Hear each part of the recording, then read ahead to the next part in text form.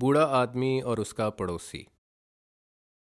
ایک بوڑھا آدمی جس کی عمر لگ بھگ 60 سال تھی، پہلی بار باپ بنا۔ خدا نے اسے بیٹے سے نوازا۔ وہ اپنے بیٹے کے بارے میں کافی پریشان رہتا تھا۔ ہر وقت یہی سوچتا کہ جب میں اور میری بیوی بوڑھے ہو جائیں گے، ہمارے بعد ہمارے بیٹے کا خیال کون رکھے گا؟ ایک دن بہت تیز بارش ہوئی۔ بستی کے سارے مکان کچی چھتوں کے بنے ہوئے تھے۔ ایسے میں ایک پڑوسی نے دروازے پہ دستک دی، جو کہ بوڑھے آدمی کا رشتہ دار بھی تھا۔ پڑوسی نے بتایا کہ اس کے گھر کی چھت گر گئی ہے اور کچھ مالی امداد مانگی۔ بوڑھا آدمی اندر سے پیسوں کا بکسا لایا اور پڑوسی کو آدھی رقم تھما دی۔ پڑوسی نے بقایا رقم دیکھ لی اور بکسا چوری کرنے کا ارادہ کیا۔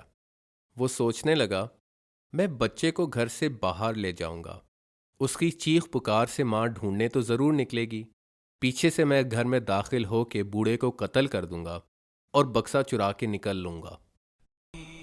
ولا تشتروا بعهد الله ثمنا قليلا انما عند الله هو خير لكم ان كنتم تعلمون۔ کچھ دیر بعد پڑوسی نے بالکل ایسا ہی کیا۔ بچے کی پکار سن کے ماں پریشان ہوئی اور شوہر سے کہا، یہ باہر کیسے چلا گیا؟ چلو میرے ساتھ اسے ڈھونڈ کے لاتے ہیں۔ پہلے تو بوڑھے آدمی نے انکار کیا، مگر بالآخر بیوی کے ہمراہ ہو لیا۔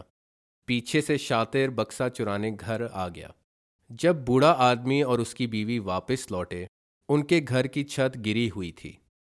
دونوں کا اندازہ یہی تھا کہ خدا نے ہمیں بچے کی آزمائش کے ذریعے بچا لیا۔ وما امرنا الا واحدة كلمح بالبصر وَلَقَدْ أَهْلَكْنَا أَشْيَاعَكُمْ فَهَلْ مِن مُدَّكِرٍ۔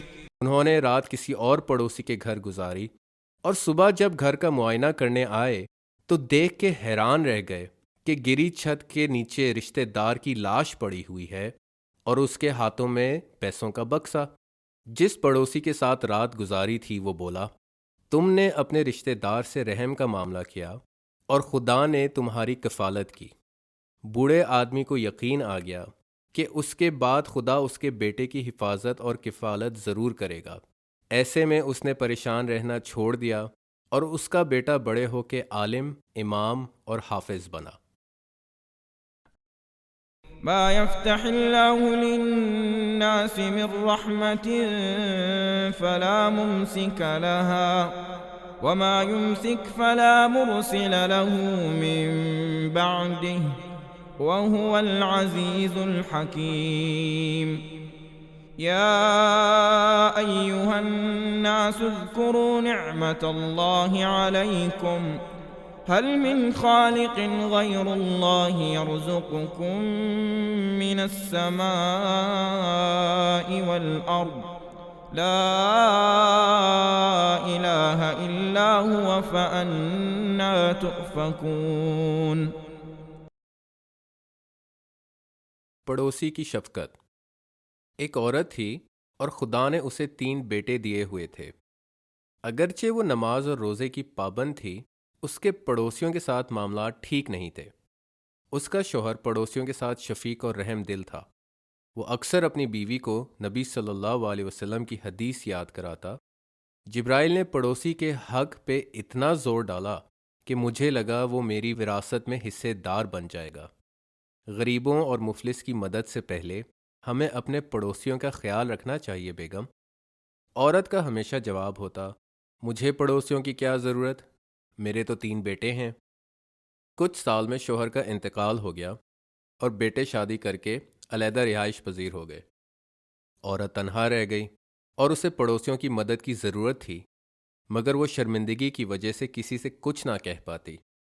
اسے اپنے کیے پہ دکھ ہوتا اور وہ خدا سے مغفرت مانگتی۔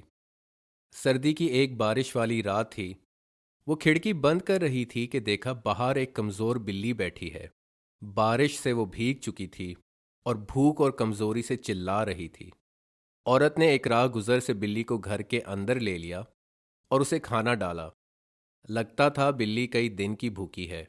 کچھ دیر بعد وہ کرسی پہ سو گئی اور عورت اپنے کمرے میں چلی گئی۔ بیچ رات عورت کی بلی کی مسلسل میاؤں میاؤں سے آنکھ کھلی۔ وہ آواز کا پیچھا کرتے کرتے کچن میں پہنچی تو دیکھا گیس لیک ہو رہی ہے اور کچن میں بھر چکی ہے۔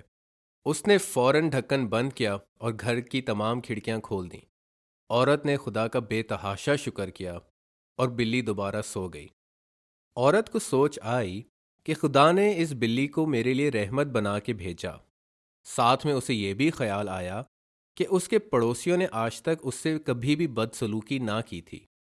چند لمحے بعد وہ اپنے قریب ترین پڑوسی کے گھر پہنچی اور اپنے پچھلے رویے کی معافی مانگی۔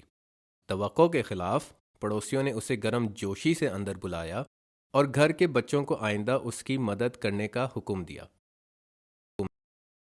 ولا تشتروا بعهد الله ثمنا قليلا انما عند الله هو خير لكم ان كنتم تعلمون ما عندكم ينفد وما عند الله باق وَلَنَجْزِيَنَّ الَّذِينَ صَبَرُوا أَجْرَهُمْ بِأَحْسَنِ مَا كَانُوا يَعْمَلُونَ مَنْ عَمِلَ صَالِحًا مِّن ذَكَرٍ أَوْ أُنثَىٰ وَهُوَ مُؤْمِنٌ فَلَنُحْيِيَنَّهُ حَيَاةً طَيِّبَةً وَلَنَجْزِيَنَّهُمْ أَجْرَهُمْ بِأَحْسَنِ مَا كَانُوا يَعْمَلُونَ